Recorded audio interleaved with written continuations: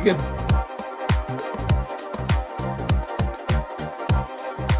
Good morning, friends. So it is Monday morning, at the time that I'm recording this at least, and that means it's the start of a new work week, whatever you want to call it. But basically, I don't tend to actually do a lot of video work on the weekends aside from my Saturday night streams, because my wife works 9 to 5 Monday to Friday, and so that's kind of family time. Basically, we get to do stuff together, which is great. It actually was my wife's suggestion, but I thought I would take you guys on a little journey with me throughout the week to see sort of a bit of behind the scenes, sort of the process of making these dungeon design videos, because they may seem pretty straightforward at a glance, but it takes me the whole week to get through these videos, pretty much. There's a lot of work that goes into them, and I don't say that lightly. So anyways, yeah, that's what we're recording now. That's what this is. So let's hop to it. First of all, it's Monday morning, start of a new week. I finished on Friday the Goron Mines video for Twilight Princess. So what we're working on this week will be the Lakebed Temple video, aka Twilight Princess's version of the Water Temple. So the first thing, of course, is, and most important, play the frickin' game. That's always step number one when I'm making these videos, because I need to capture the footage. I always try to record as much of my own footage as possible for any of my videos. So step one, gotta record the footage that we need for the video. Step two, if I'm gonna write essentially an essay, usually these scripts end up being about 9 pages, I need to have the subject matter very fresh on my mind as much as possible. So I play through the dungeon, I really ruminate on it for a bit, and then afterwards I will just start writing. Something that happened to me a couple weeks ago, I had saved my game while recording footage, but then I actually lost the footage I'm recording. So this is something I've learned the painful way now, but what we're gonna do is we're gonna take our save file, we're gonna copy it, we're gonna create basically what I'm calling a backup save. So we're gonna overwrite save file 1 with where we are right now.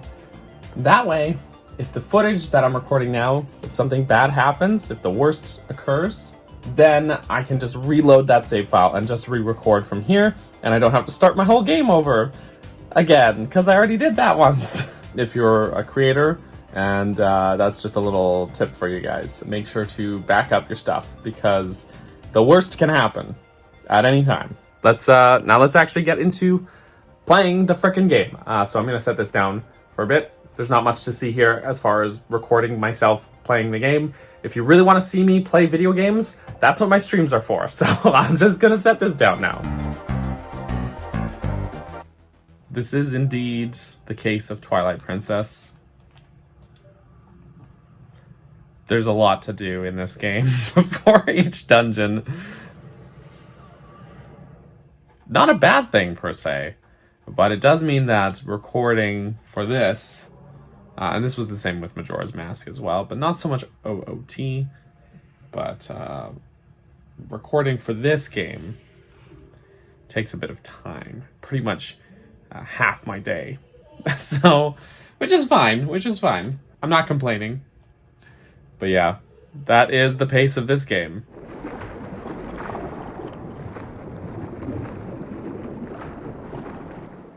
While recording footage, I always try to stop and just get a good shot of just scenery like this. So I'll put Link in first person, and I'll just set the gamepad down because I don't want to be shaky with the gyro. And so we get these sort of nice shots that I can use as sort of cutaways or filler, or during some of those just segments where I need scenery to talk over during the video. So always try and find a nice angle to plant myself at, go first person mode, and just enjoy recording some of the scenery.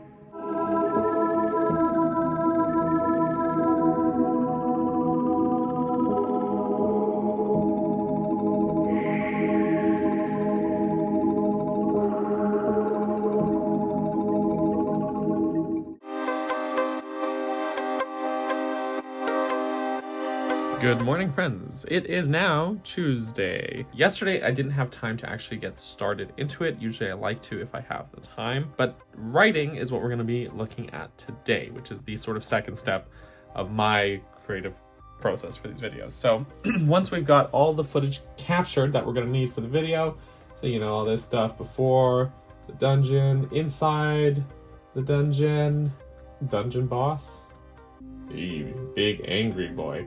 And again, trying to stop often to like just get like scenery. So like I plant Link up here so we can see the boss swimming.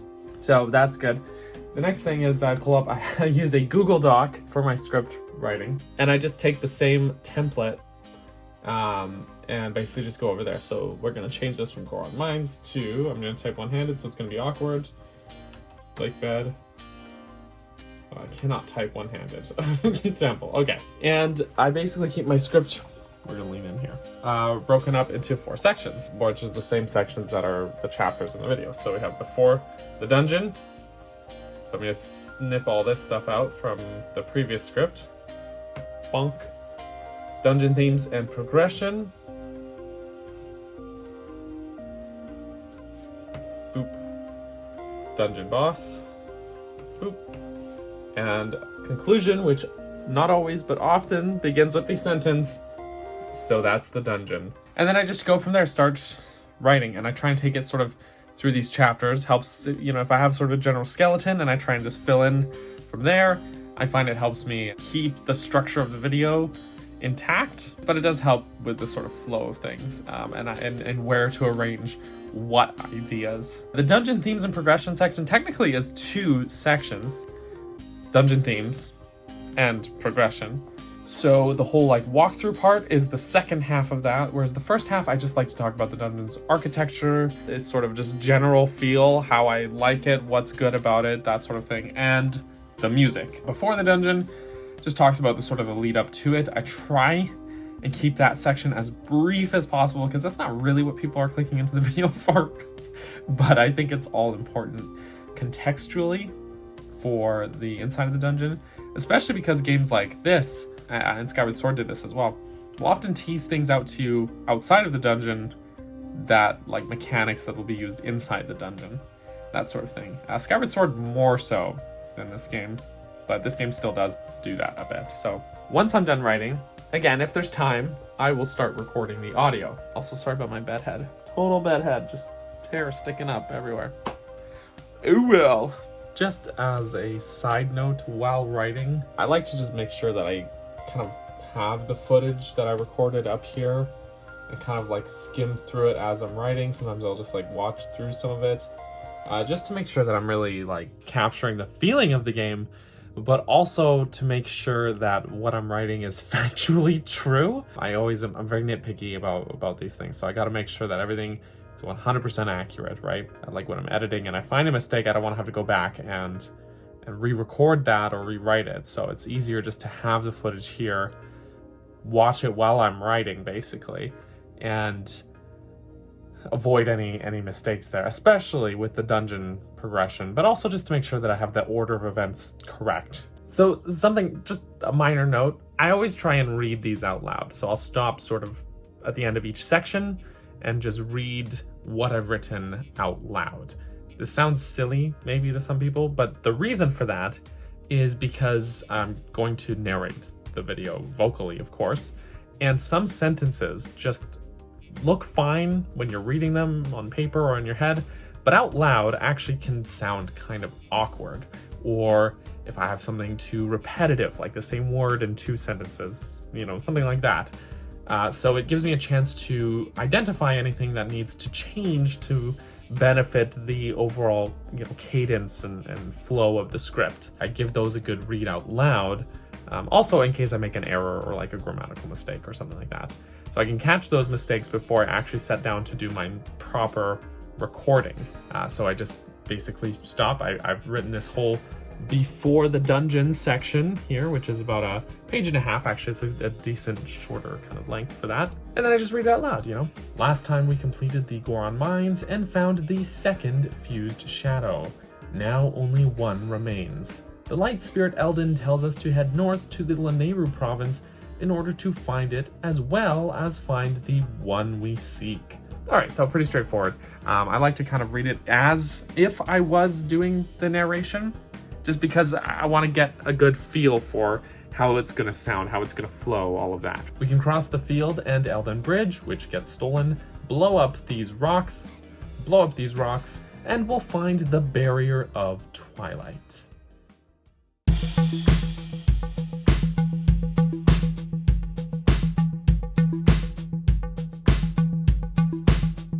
On Wednesdays, we stream. So this time it's going to be a little break from the video production side of things. Just close my door. And we're going to look at the streaming side of things. I have the blinds closed here just because when the natural sunlight comes in, I just look so overexposed. It's pretty bad. But anyways, you guys see this view often. It's a nice curated view. What you often don't see is this view. Pretty simple setup. I have my external webcam here and my microphone. It's a Blue Yeti Pro. Decent mic, affordable as far as good mics go. And of course, I've got all my gamer stuff. So my Wii U's, both of them, and my Switch dock back here, hooked up to my TV, sorta. So it goes through the Elgato capture card. Switch gets plugged into there. And from the capture card, it goes out to the computer and to my screen here so that I can see what the heck I'm doing. Okay, this is Streamlabs, which apparently has forgotten my settings. What the hey? What the hey? Oh my gosh, this is what happened. So it updated, and I guess it forgot my settings. Oh, there's the webcam. Okay, so that part's fixed. There it is. Perfect. Okay, so Slobs, or Streamlabs OBS, Slobs as I like to call it. It's not super high end, but it's free, and it's got a good amount of like built-in tools and stuff, such as an alert box. This is all stuff you've seen here, and then it's got the chat sort of built in here. Here we'll throw in a test, and then that should show up here in the chat box on screen. It's a little bit of a glance here. It's nothing super fancy or incredible, but basically I've got my gameplay here. I've got all the stream stuff here, and there is not so much a delay with this capture card because this is my newer one, but there is sometimes a delay on the stream. But also this is a pretty small box to play in, so I prefer to have my game on this monitor instead. This is one of those like umbrella lights. Never point it directly at yourself. Point it sort of off, like at the ceiling or something like that. If you point it directly at yourself, you're gonna be white as a sheet, but it's gonna look bad and overexposed. So you're gonna wanna point it upwards at the ceiling or at the wall. Like I basically have it pointing into, it's hard to tell from this angle, but into the corner of the room above me. That gives, I would say, decent lighting. Always, before you go start your stream, test, boom, audio levels, make sure that they're showing here. Good. I'll mute myself. I have just a black screen to start my stream at. That way the intro plays fully. So I'll hit go live. Make sure we have the right stuff here, the right title, the right game entered. Confirm and go live. Keep my mic muted until the intro is done. So I've got a different scene here. We'll start the intro. Boom. Now I just take a minute to wait, have a sip of my coffee. Pretty good coffee. So I'll see you guys on this stream here. You'll see me on this video later, but also already on the stream. I will catch you guys very soon. So it's recording time. I finished this script. It's a long one, 9 pages. When I'm recording my audio, my narration audio, I use GarageBand. I don't have Audacity.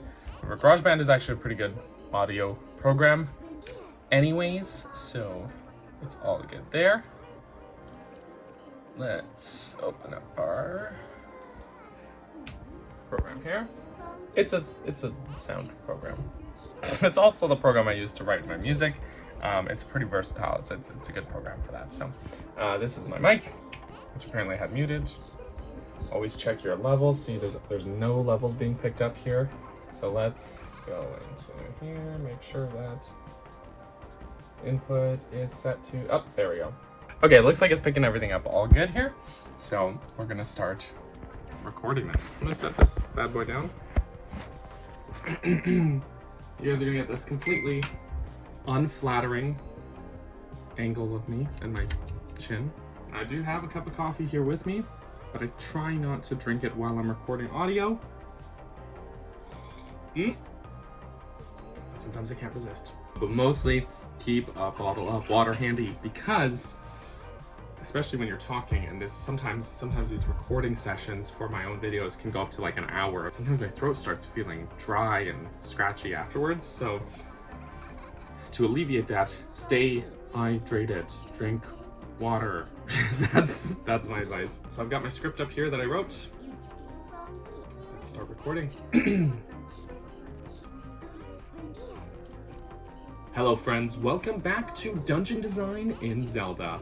Last time, we completed the Goron Mines and found the second fused shadow. Now only one remains. The Light Spirit Eldon tells us to head north to the Lanayru province in order to find it, as well as find the one we seek. Before leaving Kakariko, make sure to stop at the bomb shop to get yourself a bomb bag and, well, bombs. We can cross the field and Eldon Bridge, which gets stolen, blow up these rocks, and we'll find the Barrier of Twilight. As usual, Midna pulls us through, and we'll transform into wolf form. When narrating this stuff, I tend to try and, I tend to start feeling out of breath because I take a deep breath and then I just string out as much as I can of the script in that one breath. You know what I mean?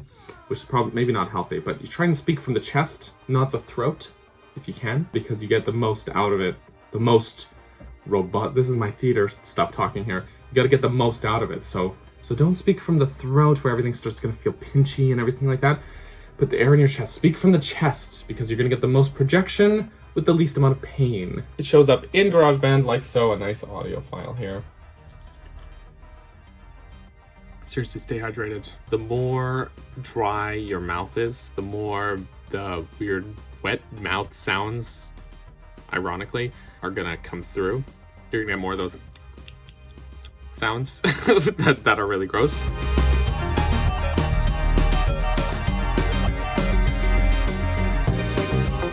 With all of the audio stuff recorded, now we can get into editing. This is where the fun begins.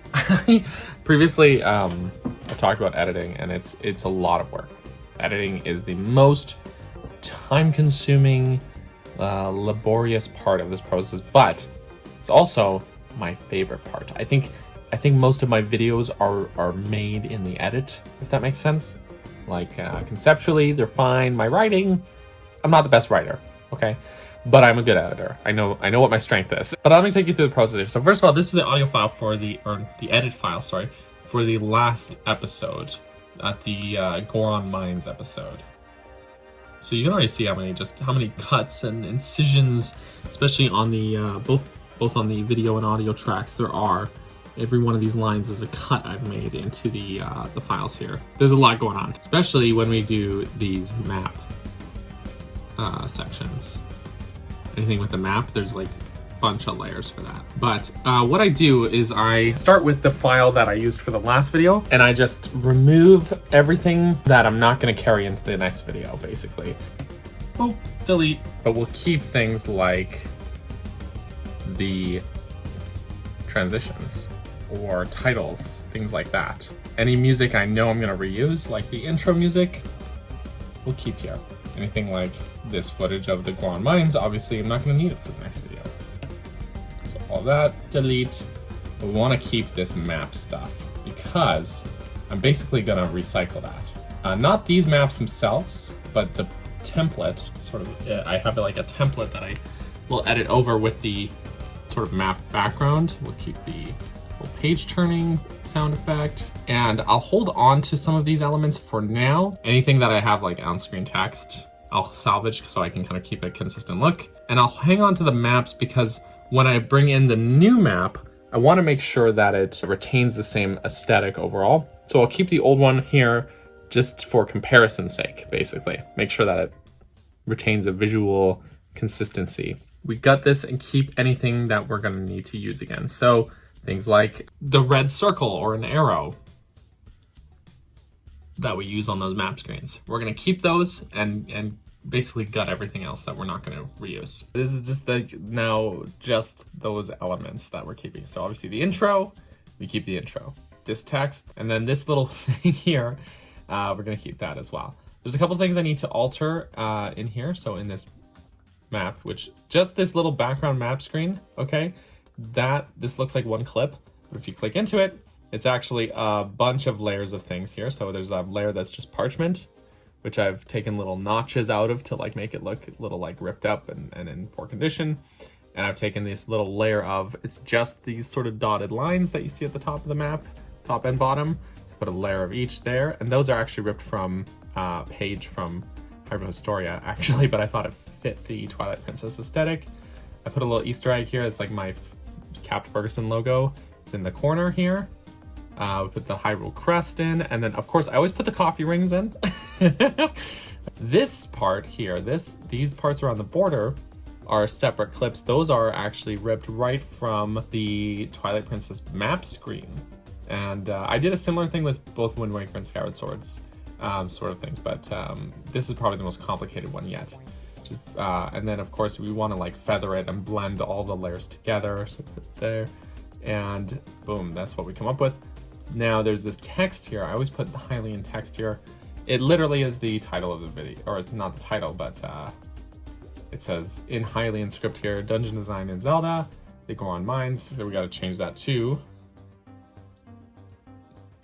from Goron Mines to Lakebed Temple. Probably hard to see. I do keep it rather faded. It's a background element, but now you can see how much care I put into these background elements here. But yeah, all of the dungeon design videos since Wind Waker onward, I've had Hylian text, that game's version of Hylian text, on screen that have said what the video is, and I've kept in a little Easter egg in the boss fight screen, and I write a blurb about the boss fight in Hylian script here.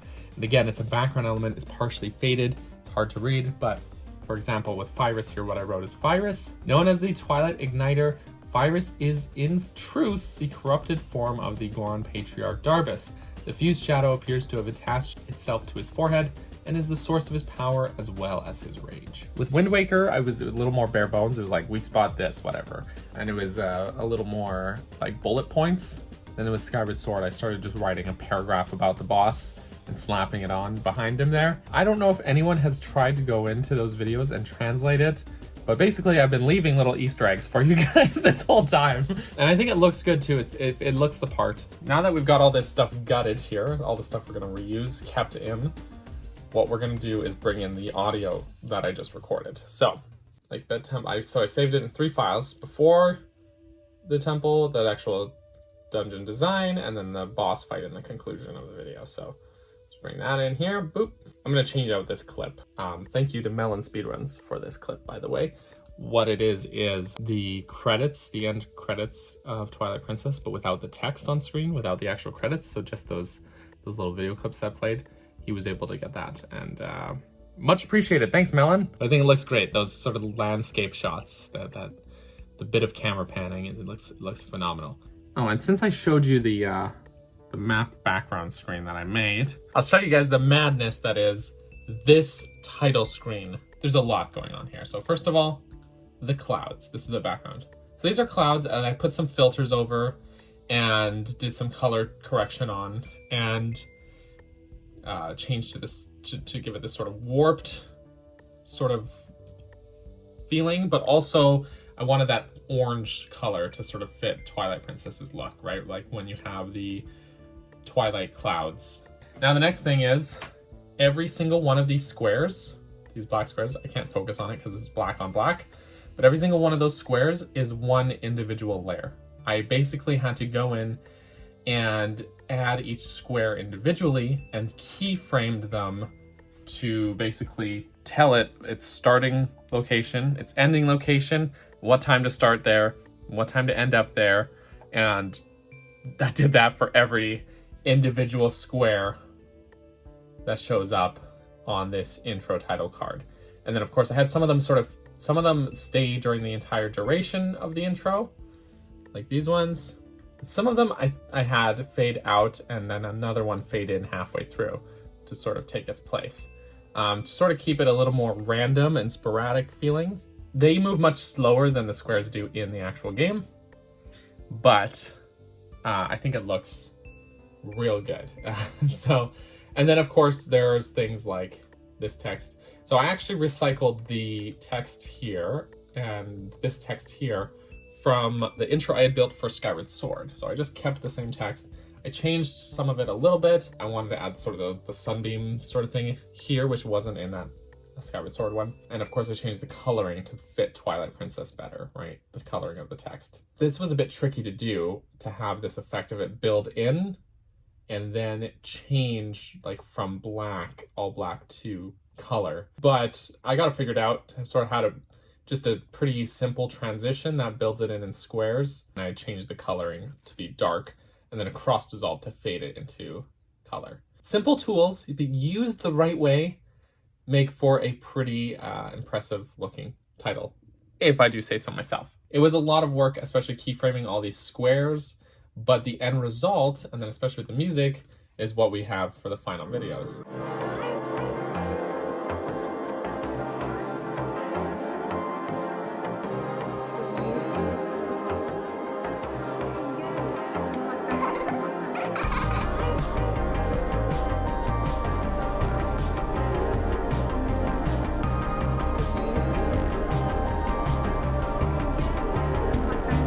I'm very proud of this intro. A lot of effort for a 23-second clip. You know what? It's all part of the production value that I want to have my videos, sort of the standard I have for them. I used to, when I edit, I used to have the audio tracks be on the secondary layer and build the video tracks and then sync the audio up. But I've learned since then, I think as far as how we process things, how we watch material, and sort of the sense of timing for things to feel good, feel like cohesive and understandable. I've sort of learned that the best place to start is actually the audio layer, and to make sure your video is basically lined up with the audio.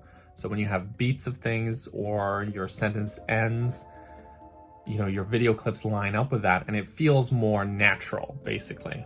So I start with the audio. I edit all the audio layers and I just remove anything that sucks or is like weird mouth sounds or my deep breaths before sentences, things like, let's see over here. You can usually see where they are in the audio file because we have the nice sort of levels. So like right here, this is almost certainly a breath.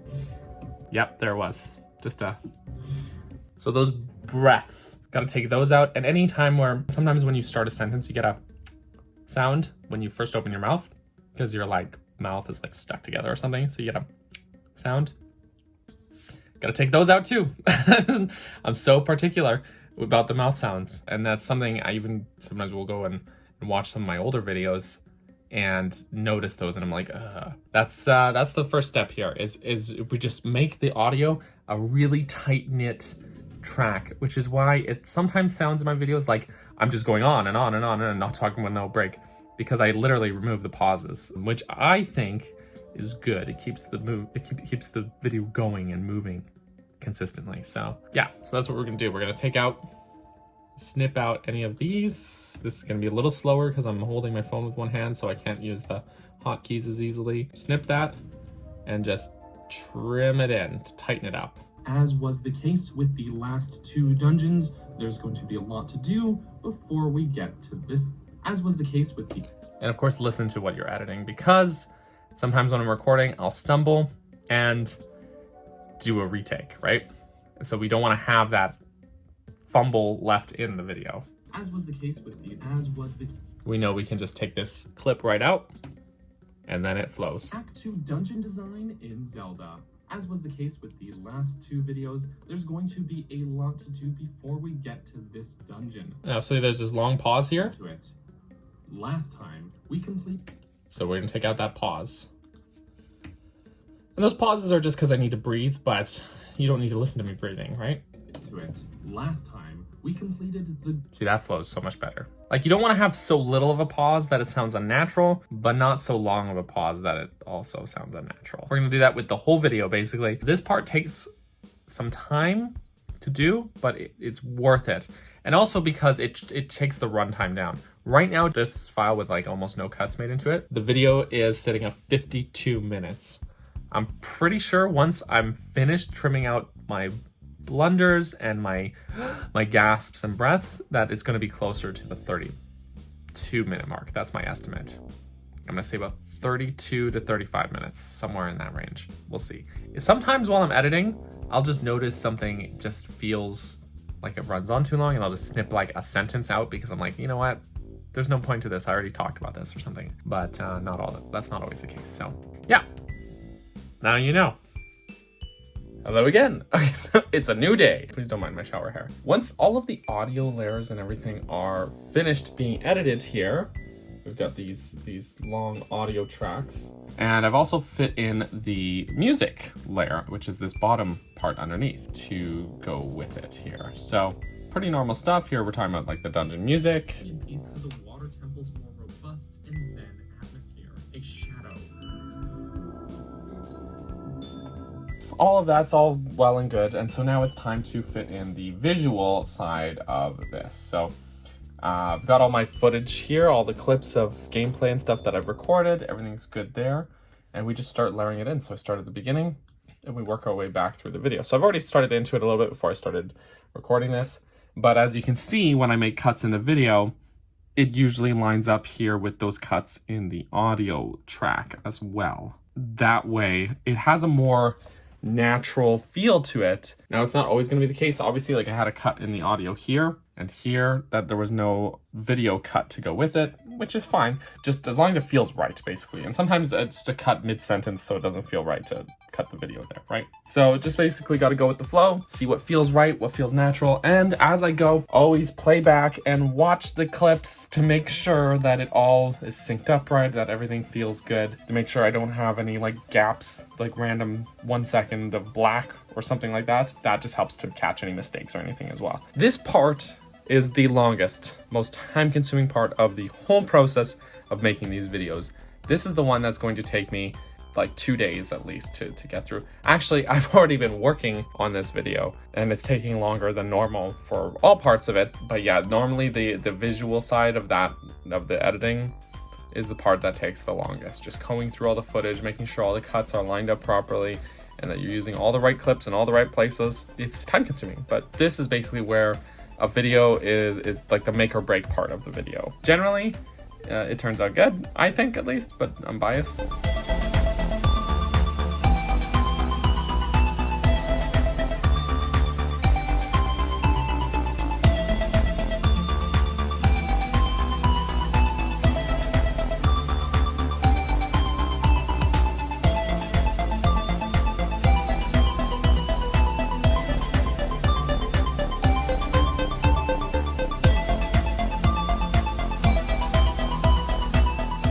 Now, one aspect of the video that is a little more complicated to do is trying to get these nice looking map screens.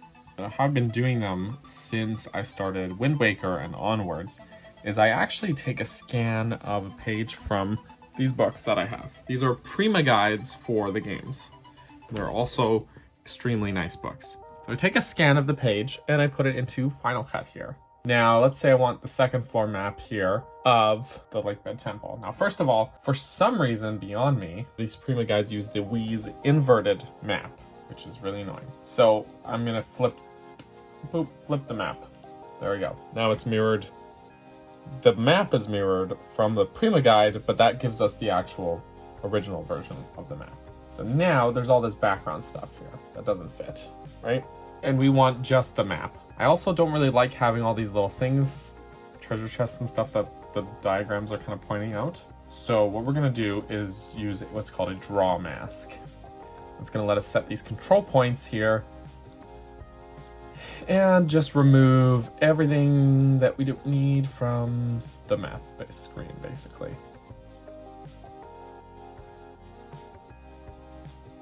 Okay, so that leaves us with this. Now, I don't like to keep this blue-green map. I want something that's a little more stylized to fit the parchment paper sort of look. So, first off, what we're gonna do is we're gonna use a keyer to take out the background here. So we're gonna use it. Then give it a sample color, and that sample color is gonna be the background. Now sometimes it doesn't work quite right sometimes. Like it wants to take out the wrong colors or something. So we might have to play around with it a bit. Because there's a lot of blue and green here. And I just want to take out the background, not the blue and green necessarily. Oh, there we go. Hold on. There we go. Okay, so now we got something that looks a little like this. It's pretty close to the final product here. Now what I'm going to do is take this filter, it's called aged paper, and just slap it over top. And we've got this. Now with the aged paper filter, you can alter sort of the amount of it here. If we do it too far in either direction, it's going to look bad. So we need to kind of find a happy medium. So I'm just going to leave it at 50%, I think.